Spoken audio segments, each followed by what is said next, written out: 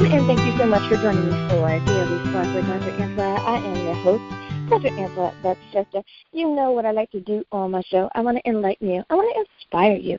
I want to empower you to become your best self. Now, Scripture reminds us that the tongue is a small thing that makes grand speeches, but a tiny spark can set a great forest on fire. And today we want to get you fired up about the book Breaking the Code SOS. Its author is Priscilla Bradford, and I think that you are going to be in for a treat. So you know what I'm going to tell you to do. Go on, get your coffee, get your tea, get comfy, get cozy, because we are about to get started. Good morning, Priscilla. Thank you so much for joining me on Daily Spark today. Good morning. Excited to be here. I am so excited to talk to you about your book. But before we do, I'd like for my guests to introduce themselves to perhaps the few people who are not familiar with you or with your work. So instead of me, reading a bio, I'm going to ask you, Priscilla, what makes Priscilla Priscilla? Well, I grew up in the Apostolic Church. My dad was a pastor. And so I was in church for a long time, ministry, went in and out of ministry. But I really didn't become really serious about God until I decided to step back and ask God who he really was.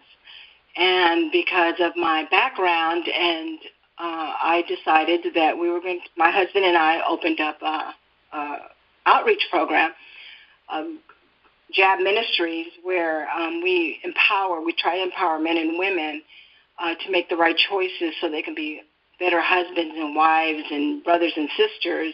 So we try to help them along the way. We try to be the breachers, be the repair of the breachers in the church and outside of the church, because there's so many hurting people that we have decided to help them one person at a time. And that's why that's who I am, trying to share my story and trying to help people along the way.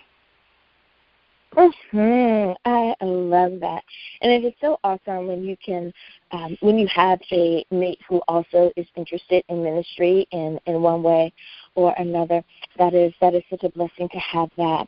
Now, as far as being an author is concerned, is that something that you always wanted to do, or did you find that was just the next task that had been purposed for your life?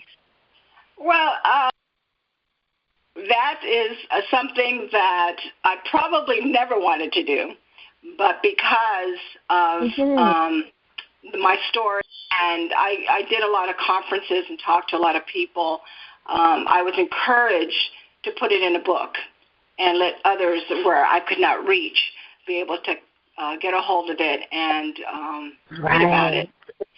So it's more like an extension. But as an author, I wouldn't quite say I'm an author. I have that book, and I have another one that's being processed right now. But I'm more of a speaker than an author. I can definitely understand that. But whoever gave you that advice is so correct. So many times we do not think of the people that we're not able to reach in that moment and how helpful a book can be for those people that we may never touch. So I'm glad that you put it in the book. Now, the title of your book, Breaking the Code SOS, Secrets, Obsessions, Silence. A very interesting title. Can you tell us, how did you come about the name? Well, the title came, Breaking the Code, was I was speaking with my cousin who was having relationship problems, and we were just having fun talking on the phone, and finally he said, I wish I can break the code to a good relationship. And it was like God dropped that in my spirit, because I was thinking, I had all my paperwork together to write a book, but I didn't know what to call it. And it dropped in my spirit. And then the SOS was, well, we all that are abused some way or another, we keep quiet and we don't let anybody know. And so that title came from really God and my cousin. So Breaking the Code SOS was more of an awesome dropping of the spirit that I went with. So that's how it came about. I love it. I love it. Now, in reading the book, do you suggest that the reader read it from cover to cover, or can they open up and start reading at chapter next? What do you suggest as far as reading the book to get its full power? Well, I think reading the book, wherever they can pick it up, I know that I wrote it as building a house, so it deals with the foundation and everything else as you belong in a home. But anywhere they pick it up, I believe will help them along the way, because a lot of it is talking about what we do, our habits, and what we learn. A lot of the stuff that we keep in ourselves is learned behavior, and it's helping them to try to retrain themselves and rethink differently than what they've been told and what they've thought in their life and their perceptions. So anywhere they pick up the book, it would be fine. They would be able to be blessed. Now, as you were writing, and you kind of touched on it a bit there, was there a particular message that you wanted to make sure that the reader picked up along the way? Is there any one main message that you want for them to learn, or have you kind of seasoned the book with various messages along the way? Well, it like it says, it deals with secrets and obsessions and silence and the reason why we have them in our life. My message is don't keep the secrets and don't be quiet, because it really kills you in the inside. My mother was a perfect example. She was always, you can see in her eyes, she was sad, but, she loved God and she would sing, but she was sick all the time. She died of a tumor because she did not share, or she could not find a place to share, a safe place to share her experiences. And I didn't understand them until after she was passed away, and my sister told me. And then I could understand why she looked the way she did and what she went through. But she passed at 55. And because of the abuse that she endured in the marriage and also in life, but she would not share with us, and she would not share with anyone else. So there is a danger when you keep secrets and silence, because it does eat you in the inside. And that's my message to others that don't do that. Find a safe place to talk about it with someone. Absolutely. You are so correct, and it's something that you have a counseling background as well, and you know that that's something that's true, and that we mention to people. It's like, it will manifest physically. Yeah. You get headaches, you start to have or aches and pains. Just stress is a doozy, and then compounded with anything else that's going on, it really and truly does manifest itself. So thank you for sharing that bit. Now, for so many authors, as you're writing, there are the pros and cons, the ups and downs, the challenges, and the happy moments. So I'm going to ask you, if you could, because I know that we have aspiring authors that listen to the show as well. What are some of the challenges that you came across when it came time to, let's just make it the entire process. Did you have a challenge in writing? Like, did you have writer's block, or did you have a problem finding someone to do the cover or finding a publishing company? Did you have any challenges? The challenge I had was I had to first decide if I wanted to write the book, because now I would be exposed, and people that knew me, and I wrote the book. I'm trying to cover my family, so I didn't really use their name or anything. That was one of the biggest challenges, was exposure for my story. The second was I had so much material, preaching and conferences and doing speaking engagements, that I had to kind of see, how am I going to put this together? It took me three or 4 years to get it together. And so I had to get all my notes and then, rewrite. And it was just really a challenge. And but then when at the same time I was a project manager with my husband building a $3 million church.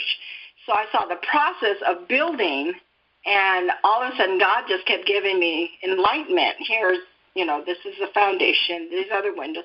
So I was able to put it in a concise kind of building a house kind of deal, and using the spiritual aspects of our life and our physical life and what we can do and what we can stay away from as building a house. So that became easier for me. Then I was able to get my notes together on each subject. But it was a challenge, especially if you've never written a book. Then it's really, my husband always says, facts tell,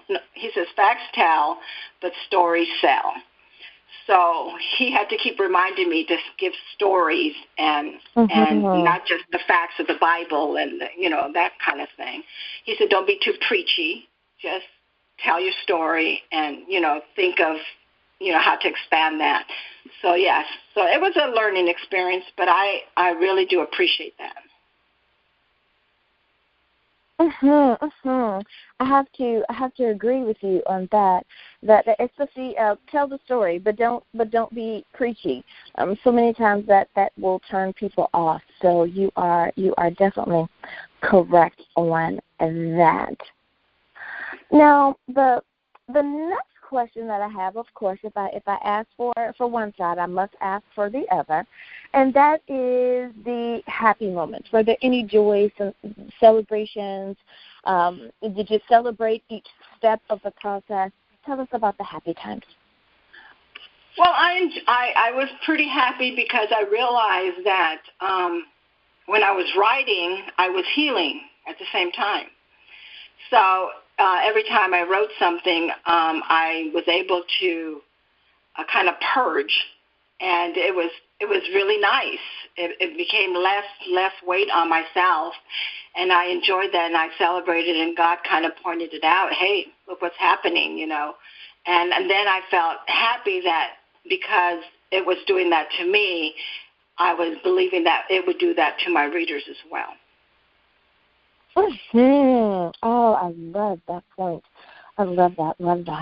Now, it is time for us to go to break. But before we do, Priscilla, can you remind everyone, please, what is the title of your book, where can we get a copy, and how do we follow you or stay in contact with you? Well, the title of the book is Breaking the Code, SOS.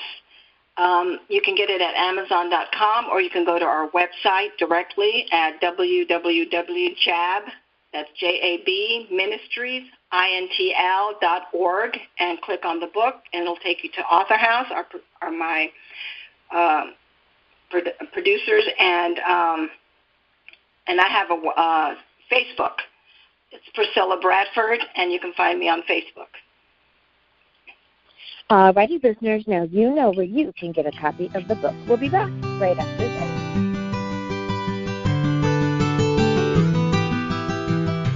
And we are back. Thank you so much for joining me for Daily Spark with Dr. Angela. I am your host, Dr. Angela Bradford. My guest today is Priscilla Bradford, and we are talking about her book, Breaking the Code, SOS. I hope that you are enjoying your morning with us here today.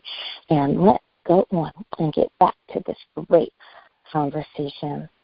Well, Priscilla, my next question for you is so many times people come on and they tell us about their books, and I always ask them what makes their book different, because we are going to have that person, that listener who's saying, you have authors on all the time, Dr. Angela, and everyone always says that their book is special.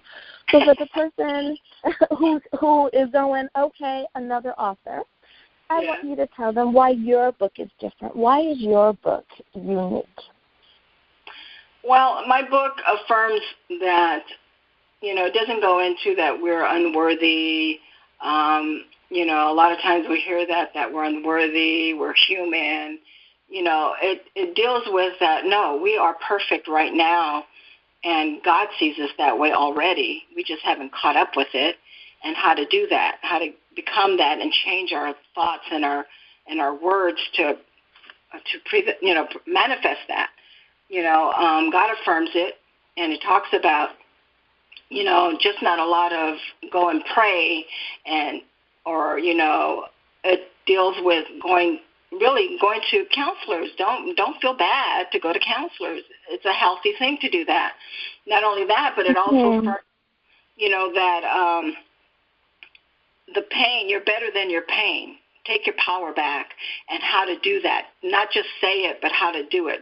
It shows you how to retrain yourself in thinking that you're better than your pain or what you went through, that God sees you way better than we see ourselves. We're our biggest enemy, because we talk to ourselves and we tell ourselves and we put ourselves down, and we never talk confession to ourselves. We are God. We are like God. We are the image and likeness of God, and how to do that and continue to do that until you start changing within the inside, not the outside.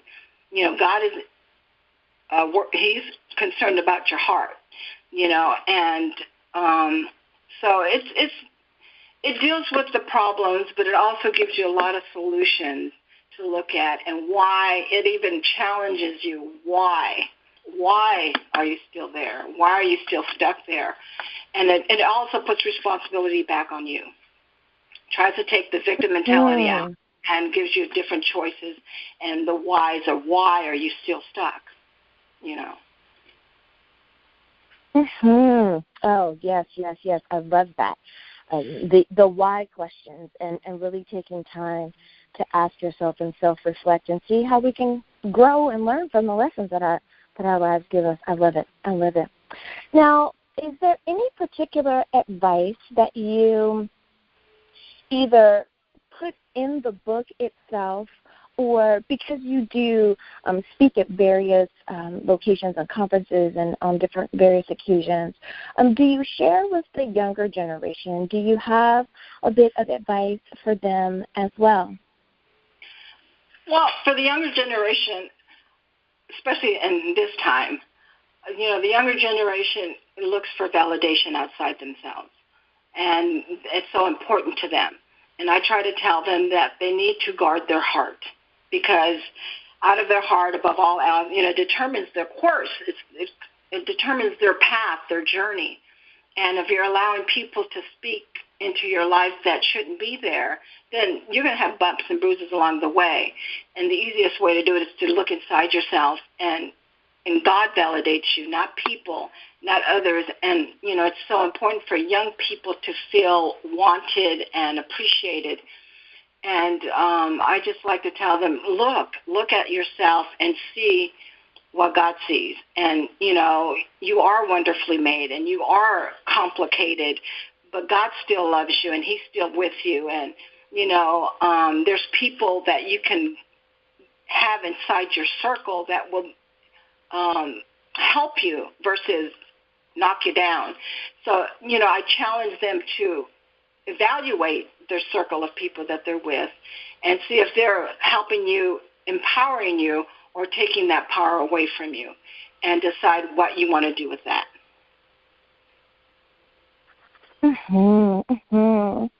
That is good stuff. I love it. Now, for someone who is trying to decide whether or not they should share their story, and you kind of touched on that in the last segment, that you wanted to protect your family. You had to decide whether or not, what to share, what not to share, that type of thing. For someone who is saying, I think that my life story could help someone else, do you have any advice for them on how to have a bit of closure with all of that, but still be respectful to friends and family that may be involved? Well, I would tell them that just like I did, I didn't put names. I just put events. They can talk about the pain that they've gone through, the pain that they've endured, on the hands of whoever they endured it from. They don't necessarily have to put a name to it. If they talk about themselves, that's what it's about. Talk about who you are, how you felt, what can I do to change it, and share that with people and where you're at now. That's the most important part of sharing your story. Where are you right now? Are you still stuck there, or are you able to be out of it to help other people? And if you're wanting to tell your story to help people, then make sure you're already there to help them. And that's the most important part, because everybody's been through what everybody's been through. Abuse is abuse. It doesn't matter what hand you got the abuse from. The most important part is, how did you come out of it, and where are you at right now? And that, I think, will help people. Mm-hmm. Mm-hmm. So true, so true. I love that. Now, when it came to your writing process, did you find that you needed to be in a quiet place? Did you mind being around others? Did you prefer to write like in the morning, in the afternoon? What was your writing process like? Well, my writing process, I get up early in the morning and I go into my office, and I love the morning because it's quiet. And so I go into my office and I meditate and I spend time with God before I do anything else, and I write in my journal. And then I would allow God to speak, help me write whatever I was writing, and I would allow myself the time to either process it, purge, like I said before, and but it was a quiet place. I preferred quietness because I was with my thoughts. I was in the right mode to write. We're very busy here at the household, so mornings was the very best time for me. And sometimes God would wake me up late at night and give me like an idea, and I would have to jump up and get me a piece of paper and write down. I thought, oh, yeah, that's good. But most of the time it was early in the morning, and it was really quiet. It helped me to process what I was trying to convey to my readers. I love how each author has their special time and when they feel that they are the most empowered to share their message. I love that. Now, for so many people, they have an understanding of what it means to be successful. And if we ask people in general,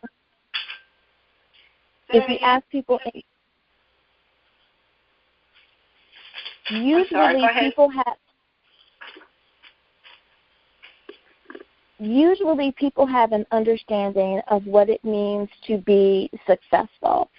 It could be the big house or the fancy car or the material things. But it's a little different perhaps when it comes to writing books. So for you, what would you say is literary success? How do we know when we have become a successful author? When what we write has affected people in a positive way. It doesn't mean big cars or big houses or money in the bank. To me, my writing is to help people, and my success is if I was able to at least change one life, that's success to me. It's so funny that you say that, because I remember when I was a younger person, I would hear people say, if it only touched one life, if it only helped one person. And I would go, how interesting. I never thought that people were necessarily lying or faking in that moment. I just thought that it was quite curious that people would say that. It's like, do they really feel that if they just helped one person, that it was really worth it? It's like you would want to help maybe 10 people. Again, I'm a young person. Until I did something myself, and one person comes up to me and says, because you did that, it has changed my life, and this is how it has changed my life. and I think I was in my early 20s, about maybe 22, 23 or so. And I said, so now I understand what they mean.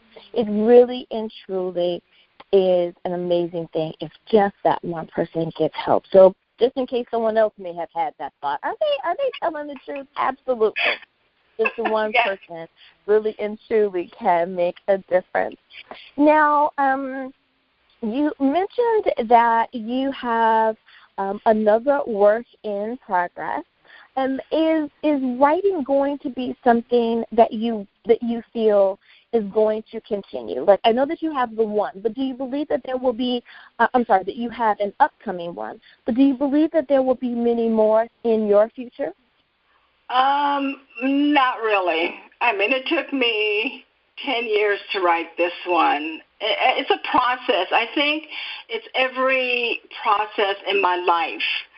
My first book, Breaking This Code, was a process of healing, of sharing it, getting it out there, because we know the enemy will talk in our head, and you don't want to share that with nobody, And once you get it out there, you get your power back, and then you're able to see clarity. You're not looking through a veil anymore. You have clarity, and your trust in God grows. And so my next book that's coming out in a couple of months is more of a spiritual versus a religion kind of point of view.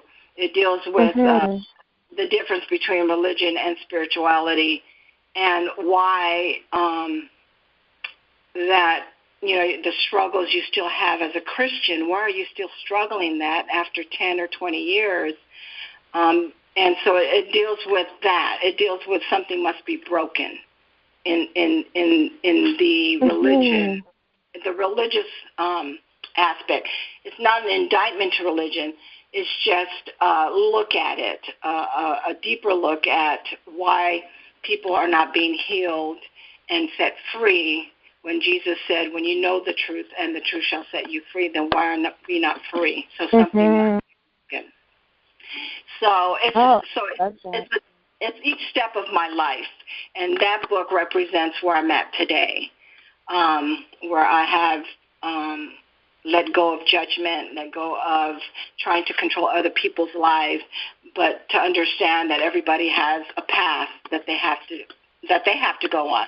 Nobody's going to be at the same process where I'm at the same level, so why should I judge? It took me long enough to get here, so I have to allow them to get to where they need to go, and my responsibility to them is to help them along the way, to encourage them and to pray for them, but not to live their life for them. I love it. I love it. Now, we have about a minute left before I have to let you go, so I leave this minute up to you. If you have any final thoughts or a message that you would like to share with our listeners before you go. I would just like people to understand that what they think about and what they say manifests in their life, and that they really need to understand that their choices they've made, they've been responsible for those choices. People have probably tried to influence you, but you can't blame anybody but yourself. We have to start taking responsibility for our lives, for the choices we make, and our thoughts and our words, because those will manifest in our lives.